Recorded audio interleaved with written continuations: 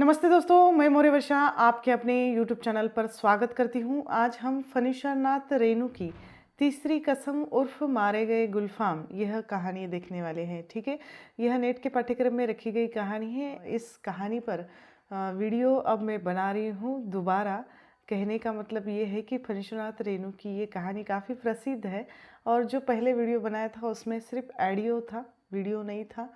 इस कारण ये नया वीडियो मैं आप लोगों के समक्ष लेकर आई हूँ। तो चलिए देखते हैं फनीश्वरनाथ रेणु द्वारा लिखित तीसरी कसम उर्फ मारे गए गुलफाम ये कहानी। इस कहानी का प्रकाशन एवं संकलन पहले देख लेते हैं, बाद में इसकी कथा वस्तु या सारांश रूप में उसका परिचय देख लेते हैं। इस कहानी का संकलन फनीश्वरनाथ रेणु जी का जो कहानी संग्रह है जिसका शीर्षक है ठुमरी, जिसका प्रकाशन 1958 में बताया जाता है। अब इस कहानी के मुख्य पात्रों में जैसे हीरामन और हीराबाई इस कहानी के मुख्य पात्रों में आते हैं। हीरामन और हीराबाई, तो ये ग्रामीण गाड़ी वाले की ये कथा है और हीराबाई नौटंकी कंपनी में काम करने वाली एक नटी है। धुनीराम, लाल, मोहर, पलटदास, लसनवा और भी बहुत सारे जो अप्रत्यक्ष रूप से पात्र इसमें आते हैं। ठीक है, अब इस कहानी का विषय यह है कि नायक जो है इस कहानी का हीरामन द्वारा 3 कस्में खाने का जिक्र इस कहानी में होता है। नौटंकी कंपनी में काम करने वाली स्त्री का एक दर्द भरा जीवन भी इसमें हमें अप्रत्यक्ष रूप से चित्रित हुआ दिखाई देता है। अव्यक्त और अस्वीकृत प्रेम की कथा है। सबसे विशिष्ट बात यह है कि इस कहानी पर फिल्म भी बनाई गई है। इस कहानी का फिल्मांतर 1966 में निर्माण प्रसिद्ध गीतकार शैलेंद्र ने किया था और उसका निर्देशन बासु भट्टाचार्य जी ने किया था। इस फिल्म में राज कपूर और वहीदा रहमान ने अपनी भूमिका निभाई थी हीरामन और हीराबाई के रूप में। ठीक है, अब इस कहानी की कथा वस्तु आज हम देखेंगे। हीरामन की जो गाड़ी में बैठने के बाद पीठ को गुदगुदी हो रही है, इससे कहानी की शुरुआत हो जाती है। उसे लगता है कि अचानक मेरे पीठ को गुदगुदी क्यों हो रही है। इसके पहले भी मैंने बहुत सारी सवारियाँ ली है, माल भी मैंने लेकर गया हूँ, लेकिन फिर भी आज अजीब सी एक हलचल क्यों हो रही है। हीरामन एक 40 साल का एक सीधा साधा व्यक्ति है। उसकी बचपन में ही शादी हो गई थी, बाल विवाह जैसे हम बोल सकते हैं। पत्नी की जल्दी मृत्यु होने के कारण पत्नी का चेहरा भी उसे याद नहीं है। हीरामन को एक भाई और उनकी पत्नी अर्थात हीरामन को एक भाभी भी है। तो अपने भाई से ज़्यादा वो अपनी भाभी की सुनता है, भाभी की आज्ञा का पालन भी करता है। वो आज्ञाकारी है। भाभी उसकी दूसरी शादी भी करवा देना चाहती है, लेकिन भाभी की इच्छा अनुसार वो लड़की होनी चाहिए। भाभी का कहना है कि मेरे देवर को कुंवारी लड़की ही चाहिए, मैं ऐसे लड़की के साथ शादी नहीं करवाना चाहती जिसके पहले से ही शादी हुई है। तो वो अपने देवर के लिए एक कुंवारी लड़की ढूंढ रही है, लेकिन हीरामन की उम्र 40 साल है, तो इनको कुंवारी लड़की कौन देगा, ऐसा ही मन ही मन हीरामन सोच रहा है। कहानी में हीरामन गाड़ीवान है जो अपने गाड़ी के 20 साल के अनुभव को याद कर रहा है। कहानी में गाड़ी में बैठकर हीरामन अपने गाड़ी के 20 साल के अनुभव को बताता है। अपने पुराने यादों को याद करते हुए कहता है कि उसने पहली कसम जो खाई थी, चोरी का माल जो अपने गाड़ी में लेकर वह नहीं जाएगा या उसको कभी वो ला देगा नहीं। ऐसे चीज़ों से जो चोरी चकारी का माल है उसमें कुछ घपला है, तो ऐसे चीज़ों से वो दूर होगा। उसकी घटना भी उसको याद आती है कि पहली बार जब वो लेकर जा रहा था माल, तो उस माल के पकड़े जाने के बाद वो किस तरह उस गाड़ी को वहीं छोड़कर अपने बैलों को लेकर वहाँ से भाग निकला था। एक बार उसकी गाड़ी पुलिस ने जैसे पकड़ी थी, उस बार उन्होंने कहा, और दूसरी कसम ये कही थी कि मैं बांस की लकड़ी को अपने गाड़ी में कभी नहीं लेकर जाऊंगा, क्योंकि बांस की लकड़ियां गाड़ी में रखने के बाद उसकी लंबाई बहुत ज़्यादा होने के कारण एक्सीडेंट हो सकता है, दुर्घटना ही हो सकता है। ऐसा ही कुछ एक बार इसके साथ हुआ था। इसने दूसरी कसम खाई थी, अगर उसे कोई 50,000 भी दे तो वह अपने गाड़ी में बांस की लकड़ी नहीं लाद कर जाएगा। तीसरी कसम खाने के बाद ही कहानी समाप्त होती है, लेकिन उसमें तीसरी कसम वो क्यों, किस लिए और किस तरह खाता है, यह हमें कहानी में देखना है। हीरामन हर साल की तरह चंपानगर के मेले में निकल रहा है और अपने लिए सवारी देख रहा है, गाड़ी के लिए सवारी देख रहा है। अचानक एक जो मुनि बोल सकते एक व्यक्ति आता है और एक स्त्री को लेकर जाने की बात करता है। स्त्री का चेहरा ढका हुआ है। वह हीरामन की गाड़ी में आकर बैठ जाते हैं। वो पहले पूछता है कि चोरी चकारी का तो माल नहीं है, लेकिन फिर वो मान जाता है और चंपानगर के मेले में ले जाने की बात की जाती है। वह स्त्री नोटिंगी कंपनी में काम करने वाली हीराबाई थी, जिसका नाम हीराबाई था। हीराबाई के छोटे से स्पर्श से गाड़ी में हीरामन के पीठ को गुदगुदी हो रही है, बार बार हो रही है ऐसा। उसे चंपा की खुशबू की महक भी आने लगती है। धक्के लगते हैं, गाड़ी का रास्ता जैसे धीरे धीरे चल रहा है तो हीरामन एक अपने गाड़ी के बीच में जो पर्दा लगा हुआ है उस पर्दे में से, छोटे से सुराग में से उस हीराबाई को देख रहा है। उसे लगता है कोई पहले भूत पिशाचिनी है क्या, मेरे गाड़ी में बैठी हुई है, इतनी महक आ रही है। तो ऐसे पहले लगता है, लेकिन एकदम से वो देखता है तो वो कहता है कि ये तो परी है। उसे बहुत अच्छा लगता है, वो बहुत सुंदर भी है। हीराबाई भी हीरामन को देख रही है। जब हीरामन अपने बैलों को मारने की कोशिश करता है, भगाने की कोशिश करता है, तो हीराबाई उससे हल्के से कहती है कि उसे मत मारो। तो ये बात, उसकी कोयल जैसी आवाज़ सुनकर हीरामन हीराबाई से प्रभावित हो जाता है। उससे चंपा की खुशबू की महक आने लगती है। हीरामन को लगता है कि मेरी गाड़ी में ये कौन सुंदर स्त्री ऐसी बैठ गई है। उसे पता नहीं, हीराबाई का परिचय हर किसी को है लेकिन हीरामन को नहीं है, क्योंकि हीरामन कभी नौटंकी देखने जाता ही नहीं है। ये भाभी के संस्कारों में पला एक ऐसा देवर है जो अपने भाभी की ही बात मानता है। वो कभी मेले में गया तो भी नौटंकी देखने, नाच गाना देखने कभी नहीं जाता। आज पहली बार उसे ये आकर्षण हो रहा है।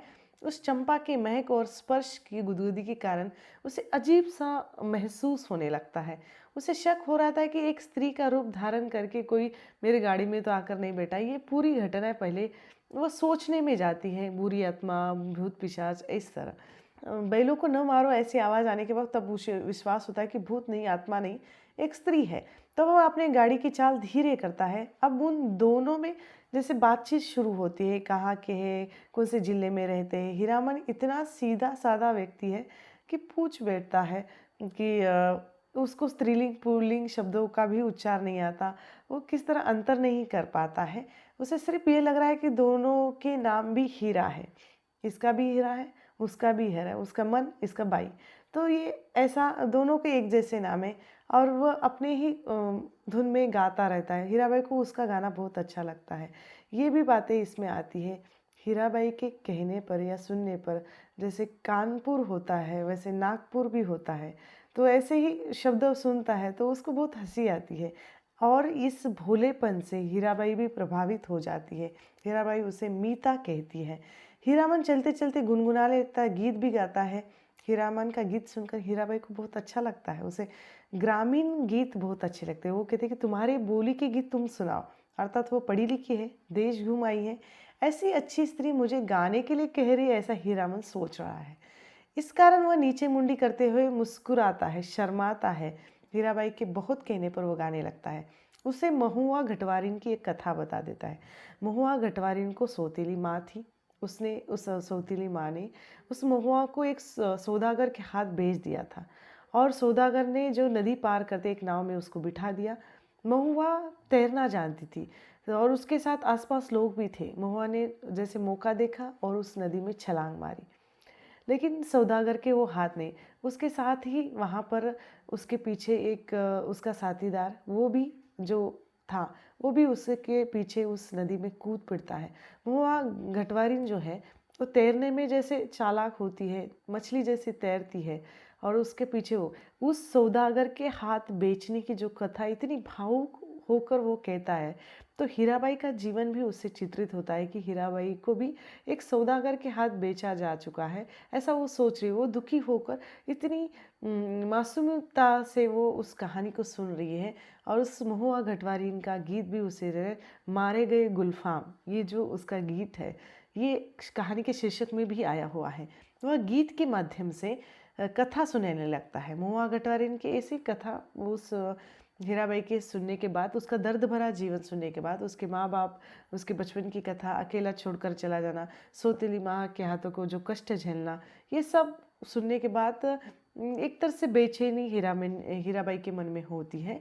और फिर उसे एक नौकर द्वारा उन दोनों का प्रेम, नौकर बचाना और उसको कहना कि मैं तुम्हारा साथीदार हूँ, तुम्हें पकड़ने के लिए नहीं आया हूँ। एक घटवारिन की लड़की इस तरह तैरना जानती है, नदी में तैरते हुए एक मछली की तरह वो आगे निकल जाती है। जब यह कथा हीरामन उस हीराबाई को कह रहा है, तब उसे ऐसा लगता है मानो उसके अंतर्मन का अकेलापन वो महसूस कर रहा है। वे एक दूसरे से बातें करने लगते हैं। इसमें हीराबाई के सौंदर्य का वर्णन भी लेखक ने किया हुआ है। हीरामन गा भी रहा है, सजन रे झूठ मत बोलो, खुदा के पास जाना है, न हाथी है न घोड़ा है, हमें पैदल ही जाना है। ऐसा हिंदी में, शुद्ध हिंदी में ऐसा गीत हम सुनते हैं, गाते हैं, लेकिन असल में यहाँ उनकी बोली में, हीरामन की बोली में लिखा हुआ गीत है। ठीक है। तो और महुआ घटवारिन का भी गीत गा रहा है। मेले को जाने वाले बहुत सारे लोग रास्ते में मिलते हैं, हीरामन को सवारी के लिए पूछते भी हैं, और हीरामन को कहते हैं कि तुम मेले में जा रहे हो, मेला कब लगने वाला है, कब छूटने वाला है, मतलब मेले का हालचाल पूछते हैं। हीरामन अपने हीराबाई पर किसी की परछाई तक पड़ने देना नहीं चाहता, वो दिखाना नहीं चाहता कि मेरी सवारी कौन है। वो झूठ बोलता है, मुझे नहीं पता, और दूसरे रास्ते ले लेता है। हीरामन किसी को भी सच नहीं बताता है। यहाँ हीरामन पूरी दुनिया से हीराबाई को छिपा कर रखना चाहता है। उसका मानना है कि कोई किसी को एक अक्षर भी सिखाता है तो वह उसका गुरु बन जाता है। हीराबाई के मन में घटवारिन की कथा सुनने के बाद हीरामन के प्रति एक विश्वास जाग उठता है। हीराबाई को हीरामन की बातें जैसे बहुत अच्छी लगती हैं। इन दोनों के मन में एक दूसरे के प्रति आत्मीय संबंध बन जाता है। अपने मन में चल रहे प्रेम की स्वीकृति नहीं करते, लेकिन उनके हाव भाव, संवादों से हमें पता चलता है कि एक दूसरे के प्रति दोनों भी आकर्षित हैं। और कभी कभी ये अव्यक्त प्रेम ही निस्वार्थ प्रेम हो जाता है। सामने वाले को चाहना और उसको प्राप्त करना ही नहीं है, सिर्फ मन ही मन उसको चाहते रहना, यही अव्यक्त प्रेम की परिभाषा है। ऐसा ही कुछ इन दोनों में होता है, और दोनों के मन में उत्पन्न प्रेम होता है। और ये लोग चंपानगर के मेले में पहुंचने से पहले एक जगह पर, एक नदी किनारे पेड़ के नीचे रुकते हैं। तभी वो हीरामन हीराबाई को पहले नीचे नहीं उतरने देता, आसपास कौन है क्या देखता है, फिर नीचे उतरने देता है, और इसके बाद वो नदी से पानी भरकर लाता है हीराबाई के लिए। कुछ आसपास के गांव से जाकर खाने के लिए लेकर आता है। हीराबाई को बहुत अच्छा लगता है। दोनों वहाँ थोड़ा सा विश्राम कर लेते हैं। अब तक कभी भी हीरामन नौटंकी देखने नहीं गया है। इस बार हीराबाई के कहने पर वह जाने के लिए तैयार होता है। जब वो मेले में पहुंच जाता है तो जैसे लसनवा या पलटदास, ये बहुत सारे उसके दोस्त उसको खिजाने लगते, तुम तो नौटंकी की जो हीराबाई को ही लेकर आए हो, जिसको देखने के लिए लोग तरसते हैं। पिछले साल तुमने बाघ की सवारी की थी, इस बार नौटंकी में काम करनी हीराबाई की सवारी कर ली, मतलब तुम तो बड़े नसीबवान हो। ऐसा उसको चिढ़ाने लगते हैं। हीरामन को भी बहुत अच्छा लगता है, लेकिन हीराबाई को कोई गलत नज़र से देखे, गलत बोले, ये हीरामन को पसंद नहीं आता। वो हीराबाई के कहने पर जाता है, उसके लिए 5 हीराबाई बनवा देती है और तैयार होता है, अपने साथी लोगों के साथ नौटंकी देखने के लिए जाता है। हीराबाई हीरामन और उसके साथियों के पास वो पास वगैरह एंट्री करने के पास भी जैसे प्रवेश पत्र बनवा के देती है, और उस नौटंकी के मंडप में उसकी एक अलग पहचान है। वह पूरे मंडप में हीराबाई का आदमी कहकर घूमता है। जैसे ही नौटंकी शुरू हो जाती है, हीराबाई पहले ही मंच पर आ जाती है। दर्शकों में बैठे हुए लोग अलग अलग तरह के शब्दों का उच्चारण, जैसे हम देखते हैं कहीं भी अगर नाच गाना हो रहा है, स्त्रियां नाच रही है, तो लोग तरह तरह की सीटी बजाना, गालियाँ देना या प्रशंसा करना, ऐसा कहते हैं और अलग शब्दों का प्रयोग करते हैं। ऐसा ही कुछ हीराबाई के साथ होता है। उन लोगों ने हीराबाई के लिए जो गलत संबोधन किया, इससे हीरामन गुस्सा हो जाता है और हीराबाई के ऊपर गलत शब्दों को वो नहीं सुन पाता। नाचने वाली या नौटंकियों में काम करने वाली स्त्रियों को यह सब सहना ही पड़ता है। उनको, मैं शब्द नहीं प्रयोग कर रही हूँ यहाँ पर, लेकिन आप कहानी पढ़ते समय यह शब्दों का सुनिए, पढ़िए। कुछ लोग तारीफ भी करते हैं, कुछ लोग लांछन भी लगाते हैं। कहानी के अंत में हीराबाई को लगता है कि सीधे साधे हीरामन के मैं लायक नहीं हूँ, या वो बोल नहीं पाती, अव्यक्त प्रेम है।